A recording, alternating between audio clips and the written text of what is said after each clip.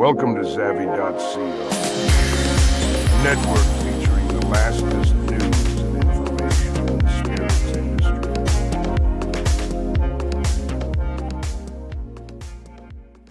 Welcome to the rumblab.com weekly live news, where we share a roundup of all the related stories we have gathered online over the past week.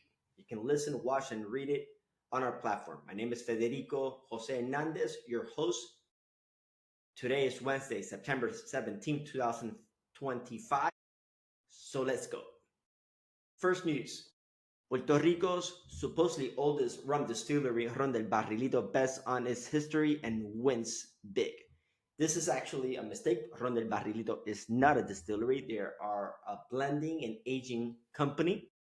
But the article by Forbes magazine, released on September 14th, mentions the article highlights how Ron del Barrilito, Puerto Rico's oldest rum distillery, has found success by staying true to its nearly 150-year-old history and traditional production method. Located in the original Hacienda Santa Ana in Bayamón, the brand continues to use the same formulation developed by its founder, Don Pedro Fernandez, in 1880. This commitment to heritage is seen as a key difference in modern fast-paced industry. Nave Don Pancho, from sugar warehouse to rum sanctuary. This is article number 2. Source on Cuba News, September 15th. Brief. The Nave Don Pancho, located in Santiago de Cuba, is highlighted as the historical cathedral of Cuban rum, originally a sugar warehouse built in 1916 by Julian Sendoya.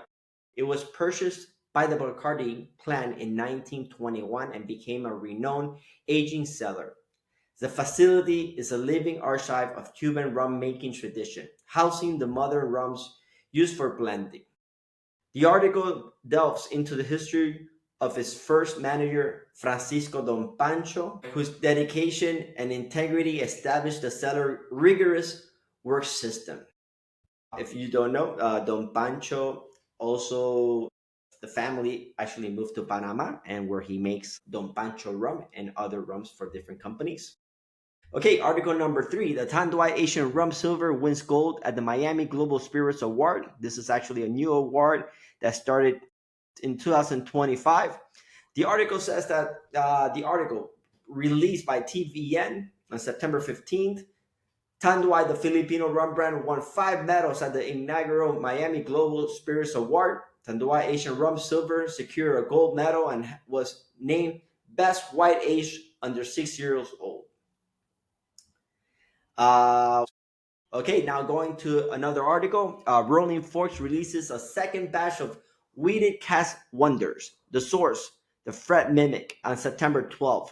Rolling Fork, an Indiana-based independent bottler, has released the second batch of its Wheated Cask Wonders rum.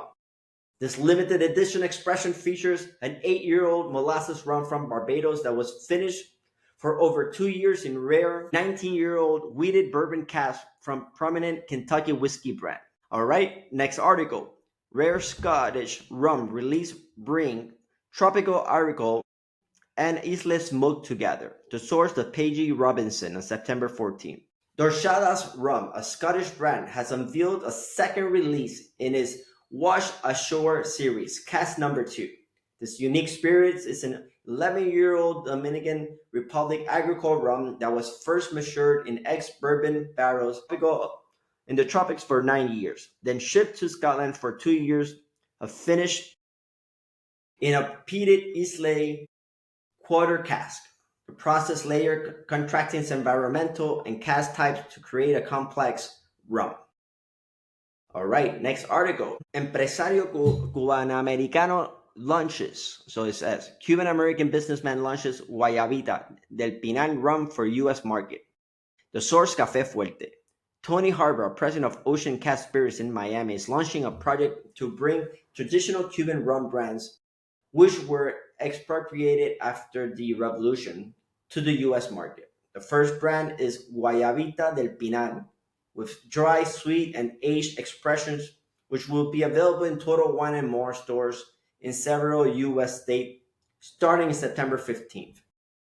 The initiative is made possible by the U.S. law prohibition recognition of the trademark confiscated by the Cuban government. Aber plans to follow this with the release of Santero and Arrecha rums, with the goal of rebuilding the history of our brands established in the world of beverage and bringing back the flavors of Cuba to the U.S. market. All right. Next article, when tobacco meets rum. The source is Excelencia de Cuba.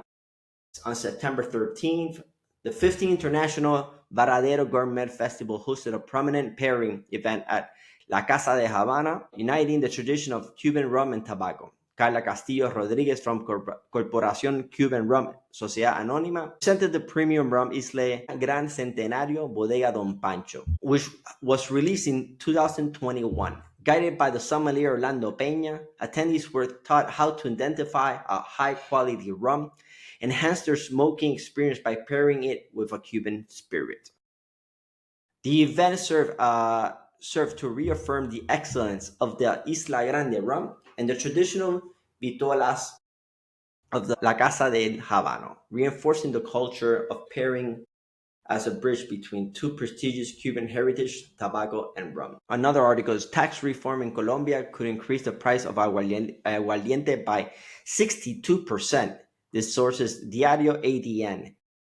A proposed tax reform in Colombia could cause the price of aguardiente and rum to increase by as much as 62%. The reform aims to raise the value-added tax on those spirits from 5% to 19% and increase consumption taxes. Industry leaders such as Esteban Ramos Maya from the Fábrica de Licores de Antioquia and Diego Angelis from the Industrial Licoreras de Caldas warned that the price hike could be devastating, making national spirits less competitive and potentially boosting smuggling and the sales of counterfeit products, which I completely agree. This is a critical issue for the industry, as aguardiente is one of Colombia's best-selling product, and the tax revenue from spirits is a crucial source of funding for public health and educational programs. Let's see here for another article. We have sold more than 142,000 units of Huila Aguardiente Amarillo. Source, La Nación. Diego Angelisis Quinceno, General Manager of Industrias Licores de Caldas, shares the successful launch of Aguardiente Amarillo de Manzanares in the Huila Department of Colombia. Following the Constitutional Court ruling, the brand gained freedom to enter new markets and has already sold over 142 units in the Huila short time. Angelis discusses the brand competitive advantage in smooth 24% ABV and its historical significance of the first aguardiente distilled in Colombia in 1885. All right, this is basically all I have to say and share of today's rum news.